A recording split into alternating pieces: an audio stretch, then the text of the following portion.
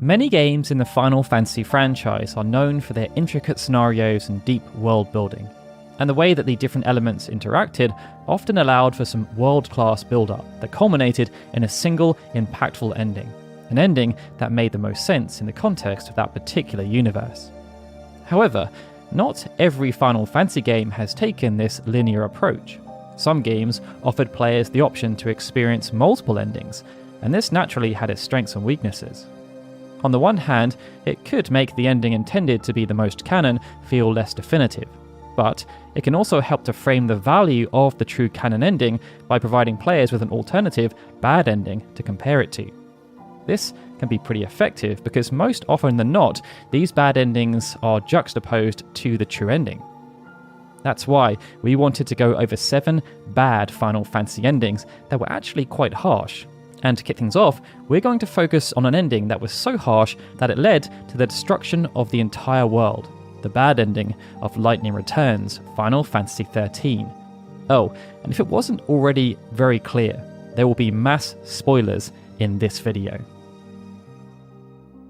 Final Fantasy XIII started with a group of mostly strangers. They were forced into working together in an attempt to escape the fate imposed on them by a fal'Cie. As the story progressed, each of them had to come to terms with how their own lives were changing, but also what they assumed was an inevitable death. Since they were marked as l'Cie, their only path forward was either to fulfill their focus and turn to crystal, or fail and turn into a Cie'th. Either fate was an ending of sorts, and although the party did their best to rebel against larger forces in the world to forge their own path, their stories still largely remained personal. The sequel games, however, went a totally different route, focusing on grander and more existential stakes. And this was reflected in what was quite possibly the harshest of the alternate endings of the sequel games. Lightning Returns was structured so that players had a finite number of days to complete all of the game's main quests. However, if they did not complete these quests by the final day, the world of Nova Chrysalia was destroyed, and the player encountered a game over screen with a chilling message, "And so the world ends." Part of the reason this ending was so harsh is that it came at the tail end of a long journey, a journey which ultimately ended in failure. After fighting so hard and surviving the events of the original game, the sequel game, and making it to the very end of the third game, the world ended. Lightning died. It created a retroactive feeling of futility, imparting the notion that all of the past sacrifice and fighting may have been for nothing in the end. As hard as Lightning fought, she was resigned to failure, never being truly able to escape her fate. But as harsh as the destruction of Nova Chrysalia was, the bad ending in Final Fantasy X-2 felt a little bit worse. X-2 served as a departure from Final Fantasy X in terms of gameplay, tone, and narrative style, but it was still a very comprehensive and detailed game. It explored what happened to the world of Spira, and the people in it after the cycle of death and destruction caused by sin for centuries no longer existed. This was portrayed in small ways through settlements like Kilika shown to be rebuilding, and larger ways through the disposition and lifestyles of the former heroes that saved the world, like Wakka, Lulu, and Yuna. Everything was generally a lot more cheerful than the bleak original game, but there were still very dark elements depicted through the Den of Woe and the Crimson Squad. Elements like this saw the stakes of Final Fantasy X-2 being much greater than that of Final Fantasy X. Although Sin was a society-destroying monster that acted on instinct and caused mass death, it wasn't an immediate threat to the entirety of Spira. But the main threat of X-2, Vegnagun, was. An ancient machina that was created by Bevelle during the Ancient Machina War, its power was so great that it was designed to destroy Spira so that nobody won. For any player who secretly craved this scenario, well, that could be seen through the bad ending. During the final battle against Vegnagun, there was a secret timer, which resulted in Vegnagun firing its primary weapon when the timer elapsed. Although the game didn't explicitly show the countdown timer on screen, dialogue did imply that Vegnagun needed to be defeated before the weapon fully charged. If Vegnagun then fired its primary weapon, it proceeded to destroy Spira, the worst possible outcome. It's important to note, however, that this ending did not trigger if players simply lost the Vegnagun through other means, such as the party member's HP reaching 0 from Vegnagun's normal attacks. Now, although bad endings like this are often optional, World of Final Fantasy took a very different route by making its bad ending mandatory. World of Final Fantasy was a unique entry in the franchise because it created a new world but also had incredible references to the rest of the franchise. Within this world, twins Rain and Lam were designed as Mirage Keepers, which gave them the power to control manifestations of classic Final Fantasy monsters called Mirages. Both heroes set out on a journey to recover their memories and combat evil, alongside champions from various Final Fantasy games. As the story progressed, the pair eventually ended up challenging the leaders of the evil army, in the hopes of stopping Brandelis. However, as the pair fought Brandelis, they experienced a string of emotionally devastating events. They learned that they were the reasons that Brandelis even existed in the world, as they summoned him prior to losing their memories. This made them responsible for the mass death and destruction that Brandelis and his army had caused. Adding to this, the pair also discovered that their long-lost mother had been possessed by the X9 knight Pellinor, whom they had been fighting, and upon making this discovery, Brandelis immediately killed their mother. The pain the twins felt caused them to madly attack Brandelis, but their attacks had no effect. Lan realised that the only way to stop Brandelis was to sacrifice himself, so he imprisoned them together inside a magical crystal cage for all of eternity. Rain, who had to move forward in the world without Lan, tragically lost her will to live and resigned herself to an empty life where she tried to suppress the pain by becoming a shut-in who was a shadow of the hero she once was. Fittingly, the song Silent World played during the credits. This was the game's main ending, and it was devastating. However, players had the option of playing through World of Final Fantasy's post-game, giving them the chance to redo events and find a way to defeat Brandelis without everything going so wrong. Final Fantasy IV The After Years was a much belated sequel to Final Fantasy IV. It released in Japan 17 years after the original game, first as an episodic mobile title before it was then ported to WiiWare, which was how international audiences were first introduced to it. Due to the nature of the game, it took some time during its original Japanese run before players were able to witness the conclusion of the game. But what they experienced wasn't always the same, as the developers put in scenario elements to make sure it wasn't a linear experience, and this meant provisions were put in place for an ending that wasn't so happy and jovial. The bad ending of the After Years occurred based on a sliding scale.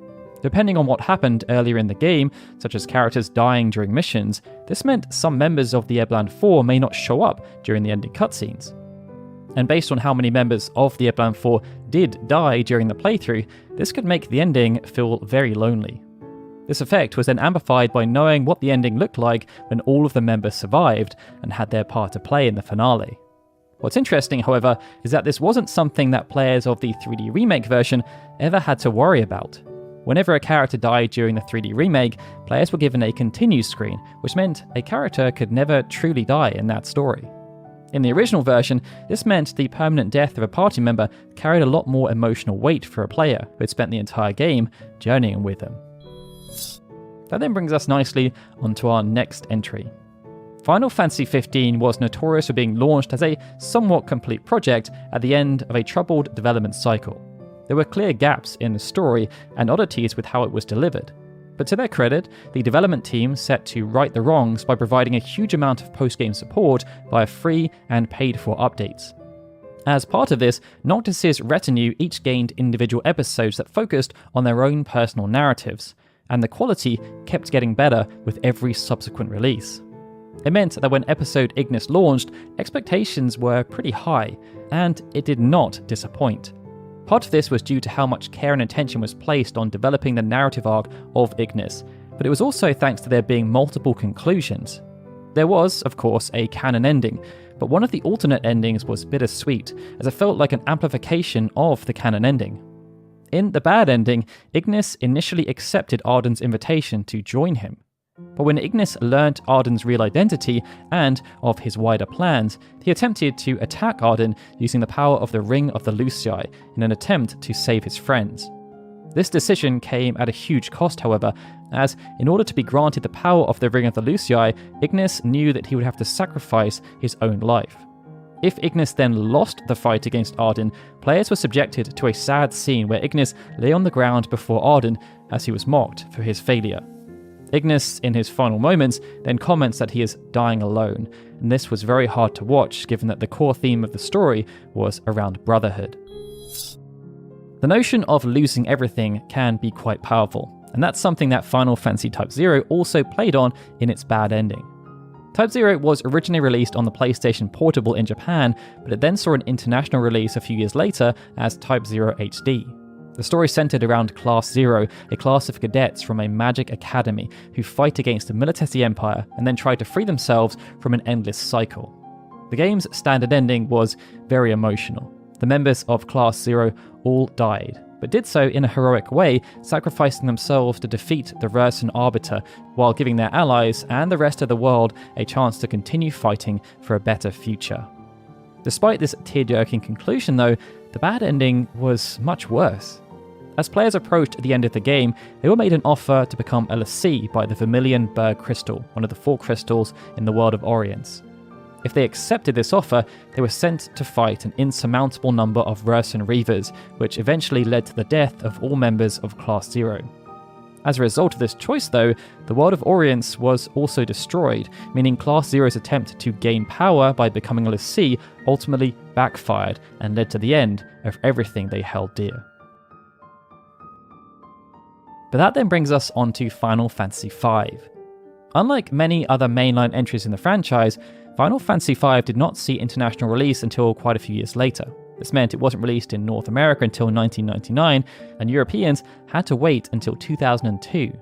This meant Final Fantasy V existed in a state that many fans of the franchise couldn't reach for years, despite knowing it was out there and having its potential release teased many times. Which is actually sort of fitting because it mirrors the bad ending of the game. During the game's final moments, any party members that were KO'd became unable to leave the void once the battle concluded. This resigned those characters to a life of isolation in the void, forever out of reach from their loved ones. Although it was similar to a traditional hero's sacrifice in that party members sacrificed themselves so they could save the world, it hit a bit differently here. Because characters who were in the void were alive after they made their sacrifice, they were forced to spend their time dealing with the consequences of their actions. Any regret or mental distress that came with recognizing what they had left behind and what their future held could actually still affect them.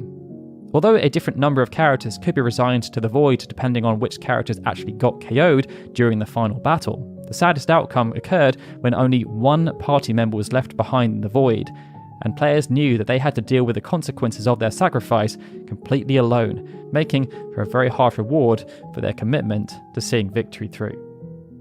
But with that, they were 7 bad endings from Final Fantasy games that actually ended up being rather harsh on the emotions. But how many of these endings have you seen? Be sure to let us know in the comments below, and of course, if you enjoyed the video, please be sure to hit that like button and subscribe to our channel. Alright everyone, with that, this is Daryl signing out. As always, I'd like to give a big thank you to all of our Patreon and YouTube membership supporters, especially Benjamin Snow, The Livestream, Juan Jaramillo, Justin Dent and Sukun DDK, who are super special Onion Knight supporters. And of course, a big thank you to everyone for watching this video. I'll see you all again soon for more Final Fantasy goodness.